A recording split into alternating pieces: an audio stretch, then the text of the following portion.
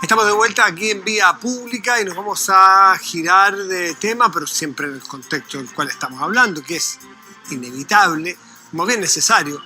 Y esto tiene que ver con lo que ocurre en algunos, lo que ha ocurrido, no lo que ocurre, vamos generalizando, lo que ha ocurrido o las denuncias que se han generado a partir de algunos profesores o profesoras que habrían intentado adoctrinar a niños haciéndolos cantar determinadas cosas y haciendo manifestaciones políticas a niños muy chiquititos. Entonces, lo que ha hecho el gobierno es plantear este proyecto de sancionar adoctrinamiento, exactamente adoctrinamiento político.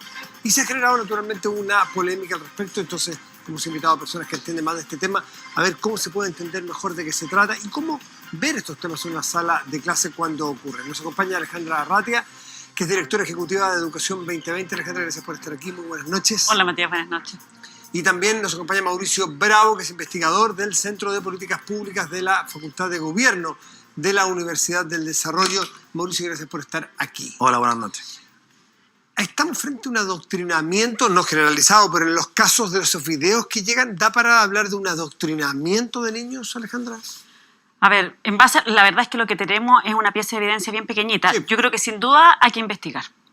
Para nosotros eso es muy relevante, pero también creemos que es importante, de alguna manera, aplicar el pensamiento crítico que queremos que nuestros mismos estudiantes desarrollen en la escuela, aplicarlo a nosotros, ¿no? Nosotros somos los adultos.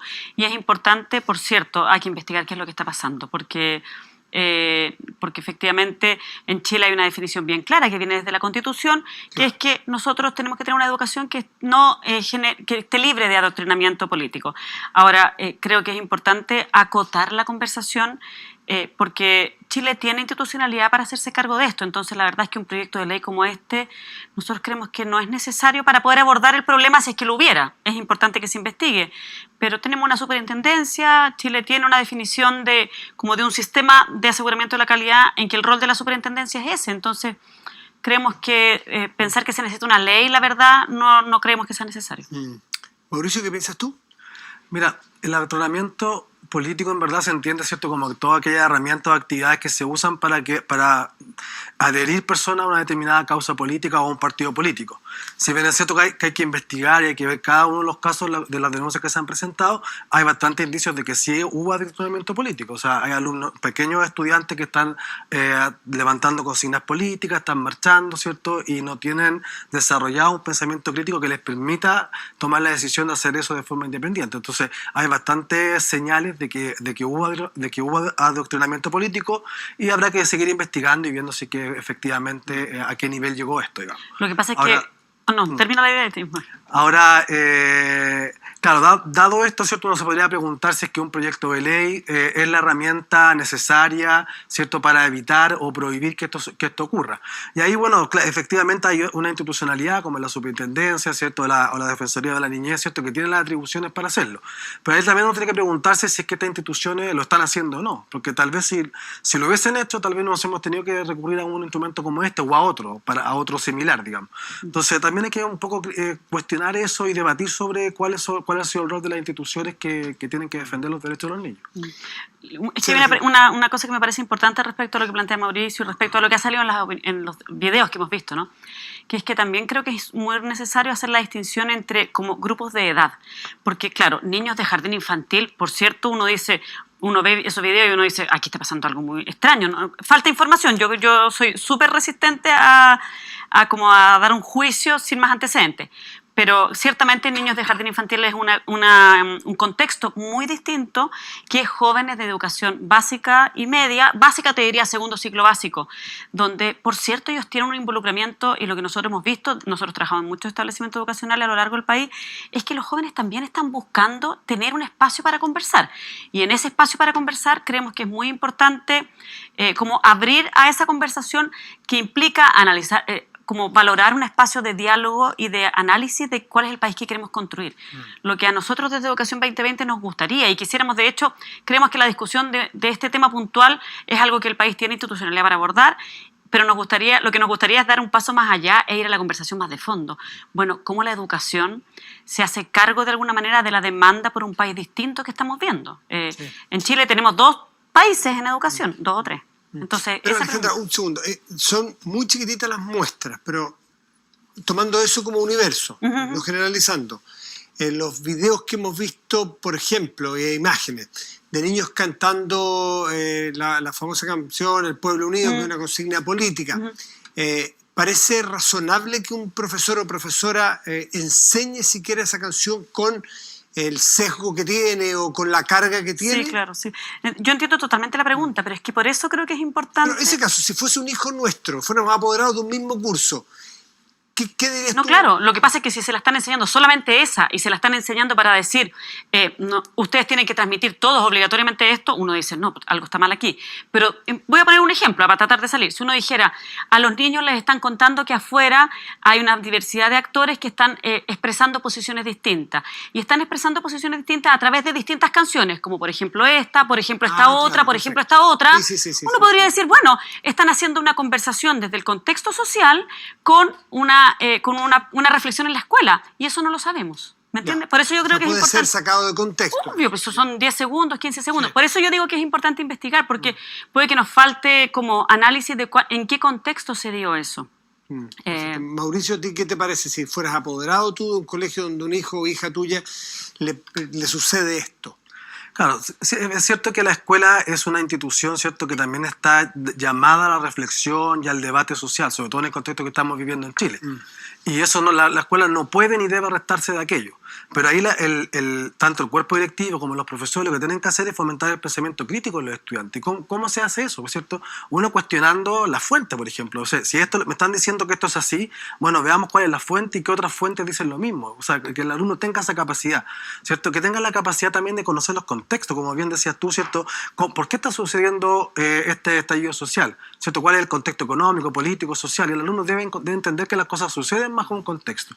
Y finalmente el alumno tiene que tener las herramientas y la escuela debe apoyar en eso para, en definitiva, cuestionarlo todo, ¿cierto? O sea, decir esto que me está diciendo mi profesor, ¿lo puedo cuestionar? Claro que lo puedo hacer, ¿cierto? Y tengo las herramientas para hacerlo.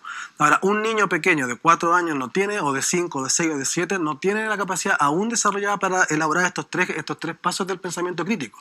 Entonces ahí cuando uno dice, chuta, parece que sí, hay bastante evidencia, que si bien es cierto hay que investigar, pero hay bastante evidencia que demuestra que en estos videos hay adoctrinamiento político de parte de los profesores que estaban a cargo de eso.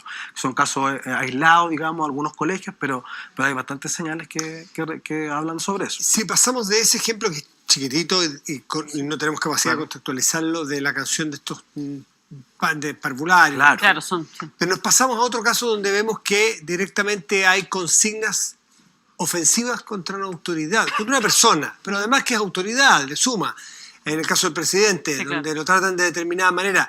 Allí hay un fallo evidente de un profesor o profesora en que, no solo por el adoctrinamiento eventual, sino la ofensa a las personas, la falta de respeto y además a una autoridad del país.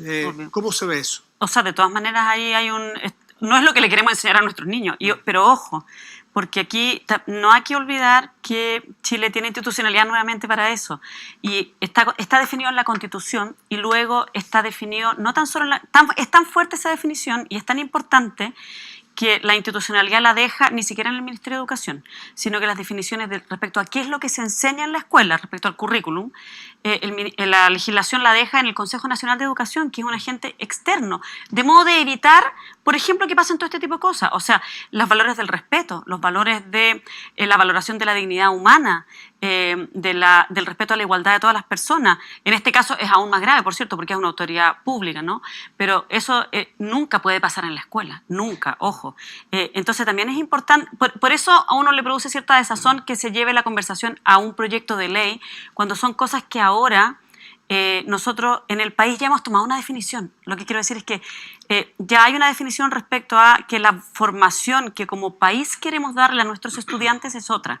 Y eso está definido desde el marco de la Constitución, en las definiciones de la Ley General de Educación es súper claro, y hay definiciones en el artículo 2, hay una definición preciosa, para ponernos ya lateralmente legislativos, pero en el artículo 2 y en los artículos que habla de los objetivos de la educación parvularia, básica y media, se definen todos los valores que se busca promover a través de la educación. Y todo eso que tú dices está totalmente fuera. Por cierto, no tiene que pasar, pero ya hay legislación, entonces como que a uno le causa cierta desazón que se comience de nuevo como si en Chile no tuviéramos nada.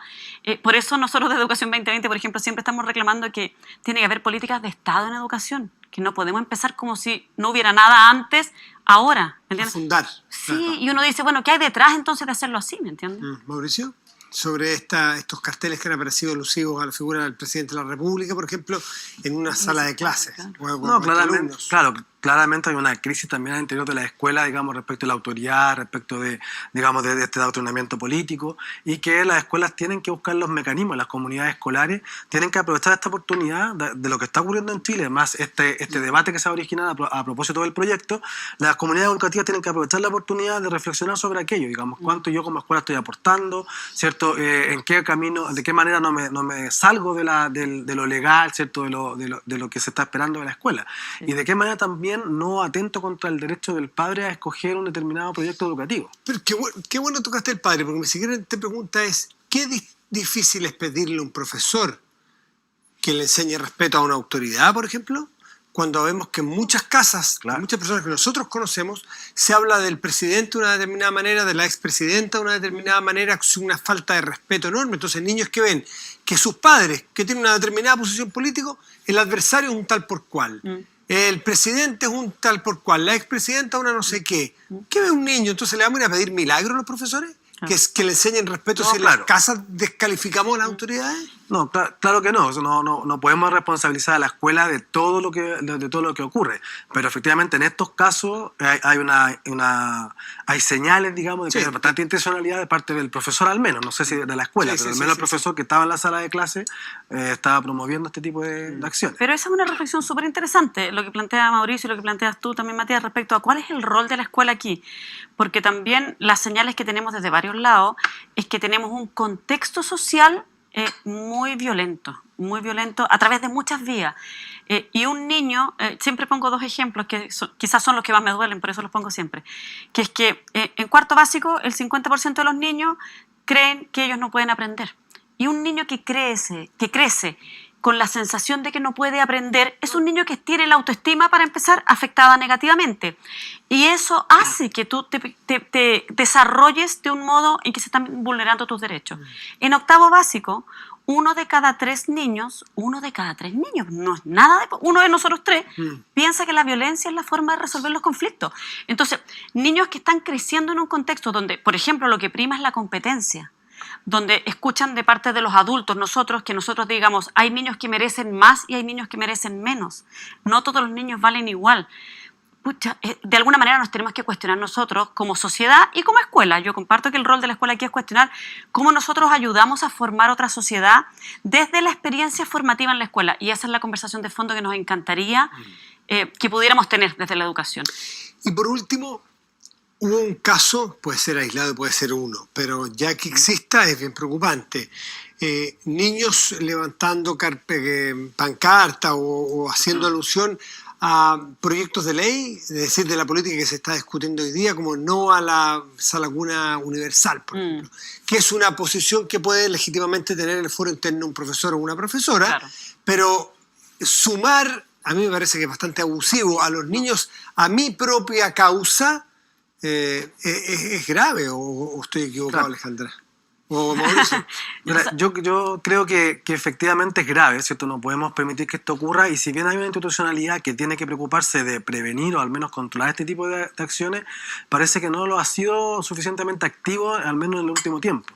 Entonces, eso es clave, porque si bien está la institucionalidad, tenemos que hacer que funcione, digamos, porque si está en el papel y no funciona, la verdad es que no está siendo útil. Entonces no podemos llegar a la exageración como en España, por ejemplo, en Cataluña, a propósito del conflicto independentista, en la cual los padres tienen que mandar cada día, digamos, distintas autorizaciones para que sus hijos participen en distintas clases o distintos tipos de contexto. Entonces, cuando la institucionalidad funciona, vamos a evitar que tengamos que estar haciendo leyes tras leyes tras leyes. Pero si está un poco estática, si está un poco ahí como mirando, como no está actuando lo suficientemente activo como uno esperaría, claro, ocurren este tipo de otros instrumentos que van apareciendo. Hay dos cosas. Una cosa es, primero, yo creo que totalmente de acuerdo que los niños no pueden ser ocupados.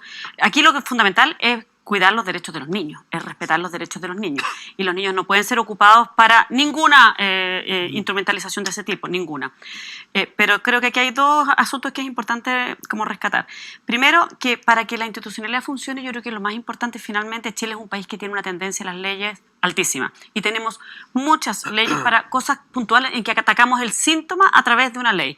Yo creo que es clave y es fundamental fortalecer las capacidades en los institutos, en las instituciones, en los establecimientos educativos y también invitar a los apoderados, a las familias, a que cuando hay una situación de este tipo, primero que nada, traten de resolverlo al interior de los establecimientos educacionales. Que vayan y conversen con los profesores, con el coordinador o la coordinadora de ciclo y abran una conversación en relación a esto, con las figuras de los equipos directivos. En Chile tenemos hace poco se reguló el tema de la carrera docente, pero necesitamos ahora, por ejemplo, avanzar en fortalecer el rol de los equipos directivos, porque una escuela que tiene un equipo directivo fortalecido, que pone por delante siempre el derecho de los niños, va a evitar que esto pase. ¿Me entiendes? No tú vas a tener un equipo directivo que va a decir, oye, momentito, esto no puede estar pasando. Entonces, ¿por qué no discutimos de eso de modo tal de fortalecer las capacidades versus ir a definir una ley que de alguna manera es como que ataca el síntoma, pero no aborda el desafío de fondo de fortalecer capacidades para que esto no pase de manera más sistemática? Y ya que ustedes son expertos en estos temas de educación, los quiero aprovechar que están aquí para sacarlos en otros temas de la educación que también nos competen hoy día o que nos preocupan. Y es cómo abordar, por ejemplo, lo que pasó con la PSU. Esto de que la PSU se empieza a posponer, cómo abordarlo desde el punto de vista de un joven, un padre que está viendo que tiene un joven que se ha preparado todo el año, que se ha sacado la mugre con esta ansiedad, que no sabe cómo va a hacer, pelear no solo con la dificultad propia de la prueba, sino con la incertidumbre. Dar una prueba en este contexto social, que es muy estresante, estamos todos súper estresados. ¿Cómo lo ven ustedes eso, Alejandra? No, yo creo que es súper complicado, efectivamente. Yo creo que, a ver, aquí hay dos temas. El primero es a que yo recomendaría a esos jóvenes contenerlos y tratar de bajarles la presión. O sea, el contexto social. Justo hoy día estuve con una chiquilla que viene saliendo de cuarto medio y que me dice, nos cambiaron la PSU, pero ahora se está rumoreando que tampoco va a ser en enero, sino que se va a correr. La pobre es súper angustiada. Y yo como le decía, mira, tranquilidad. O sea, yo creo que lo peor en este momento es ponerles más presión a los jóvenes. Entonces, desde la perspectiva de cómo ayudarlos a ellos, yo creo que es importante bajarles la presión. También transmitirles, van a estar todos los jóvenes en la misma condición. Entonces, de alguna manera, eso se convierte en una, entre comillas, variable control, porque en el fondo están todos los jóvenes en la misma condición. Y desde la perspectiva de la política pública, esta es una prueba que es de selección universitaria, no es de medición de la calidad de la educación. Es muy importante distinguir eso. Pero también hay que tener claro que va a ser una prueba que va a tener mucho lo que se llama ruido, por decirlo así. O sea, la validez de la prueba va a tener un cierto impacto. No se puede considerar, o sea, no podemos abstraernos del contexto social que hay. Entonces yo creo que hay que más bien que darle presión a los jóvenes y tratar como de transmitir tranquilidad, de modo tal que la puedan dar de la mejor manera posible. Sí. Mauricio, ¿qué piensas tú? Claro, yo estoy de acuerdo. Efectivamente hay que buscar los mecanismos de contención para efectivamente reducir la ansiedad que enfrenta siempre un alumno que va a dar la PSU, pero ahora más frente a este contexto, además de mucha incertidumbre. No sabemos, muchas cosas no se saben si están concretas o se van a hacer en las fechas que se están hoy día diciendo. Entonces, la escuela yo creo que tiene un rol importante. Si bien los cuartos medios ya no están algunos en la escuela, yo he escuchado a algunas comunidades que lo han invitado a los estudiantes de cuarto medio a que vuelvan a la escuela, le están entregando mayor formación o preparación para la PSU, están debatiendo sobre el tema, están haciendo desde las comunidades educativas mecanismos de contención para ayudar a estos estudiantes. Entonces, en este contexto que no podemos crear ahora una ley para esto, una nueva política hoy día para esto, creo que las comunidades educativas van a ser la institución, digamos, que va a aportar más para ayudar a estos estudiantes. De todas maneras. Les quiero agradecer a Alejandra y Mauricio por estar aquí compartiendo sus conocimientos, sus reflexiones sobre lo que ocurre y para los profesores. A veces hay profesores también, hay que ser empáticos, que son de menos experiencia, más jóvenes, que cometen esos errores, pueden aprender. Tampoco se trata de caerles con la guillotina por un error que seguramente les va... O sea, entender la responsabilidad de un profesor frente a 30, 40 niños. Que tenemos los adultos al formar a los niños, eso nunca hay que perderlo de vista. Exactamente. Quiero agradecer a los dos. Gracias. Muchas gracias a ti.